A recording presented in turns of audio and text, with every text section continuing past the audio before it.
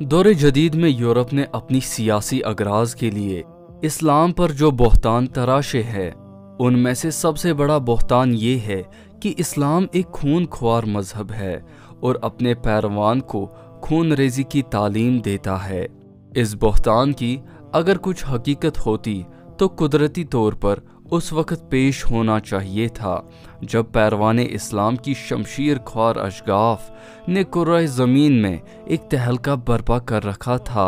اور فی الواقع دنیا کو یہ شبہ ہو سکتا تھا کہ شاید ان کے یہ فاتحانہ اقدامات کسی خون ریز تعلیم ہی کا نتیجہ ہو۔ مگر عجیب بات یہ ہے کہ اس بہتان کی پیدائش آفتاب عروج اسلام کے غروب ہونے کے بہت عرصہ بعد عمل میں آئی۔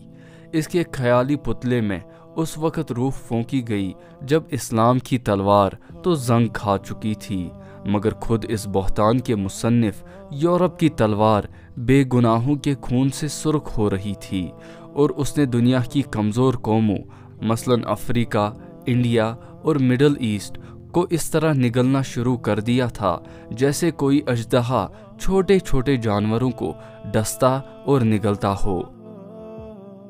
اگر دنیا میں عقل ہوتی تو وہ یہ سوال ضرور کرتی کہ جو لوگ خود امن و امان کے سب سے بڑے دشمن ہیں، جنہوں نے خود خون بہا بہا کر زمین کے چہرے کو رنگین کر دیا ہو، جو خود دوسری قوموں پر ڈاکے ڈال رہے ہو، آخر انہیں کیا حق ہے کہ اسلام پر وہ الزام عائد کرے جس کی فرد جرم خود ان پر لگنی چاہیے؟ کہیں اس تمام مورخانہ تحقیق و تفتیش اور عالمانہ بحث سے ان کا یہ منشا تو نہیں کہ دنیا کی اس نفرت و ناراضی کے سیلاب کا رخ اسلام کی طرف پھیر دے جس کے خود ان کی اپنی خون ریزیوں کے خلاف امنڈ کر آنے کا اندیشہ ہے؟ لیکن انسان کی یہ کچھ فطری کمزوری ہے کہ وہ جب میدان میں مغلوب ہوتا ہے تو مدرسہ میں بھی مغلوب ہو جاتا ہے۔ جس کی تلوار سے شکست کھاتا ہے اس کے قلم کا بھی مقابلہ نہیں کر سکتا، اور اسی لیے ہر عہد میں دنیا پر انہی افکار و آراء کا غلبہ رہتا ہے جو تلوار بند ہاتھوں کے قلم سے پیش کیے جاتے ہیں۔ چنانچہ اس مسئلے میں بھی دنیا کی آنکھوں پر پردہ ڈالنے میں یورپ کو پوری کامیابی ہوئی، اور غلامانہ ذہنیت رکھنے والی قوموں نے اسلامی جہاد کے متعلق اس کے پیش کردہ نظریہ کو بلا ادنیٰ تحقیق اور بلا ادنیٰ غور و خوض اس طرح قبول کر لیا کہ کسی آسمانی وحی کو بھی اس طرح قبول نہ کیا جا سکتا تھا۔ سامعین کرام، ضرورت اس بات کی ہے کہ اسلامی جہاد کے صحیح نقطۂ نظر کو جان لیا جائے۔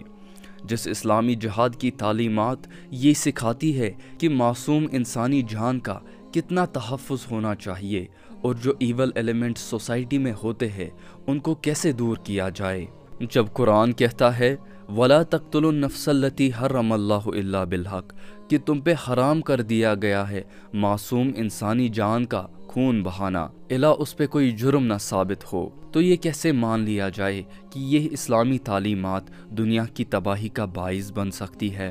بلکہ حقیقت تو یہ ہونی چاہیے کہ اگر یہ نظام قائم کیا جائے تو یہ دنیا کو حقیقی ضلالت و گمراہی سے ہدایت کے نور میں لے جائے۔ آخر یہ کس قسم کا منافقانہ طرز عمل ہے جو دنیا کے لیڈران نے اس وقت اختیار کیا ہوا ہے، جس کے نتیجے میں ایک تو وہ خود گمراہ ہو رہے ہیں اور اپنے پیروان کو بھی گمراہ کر رہے ہیں۔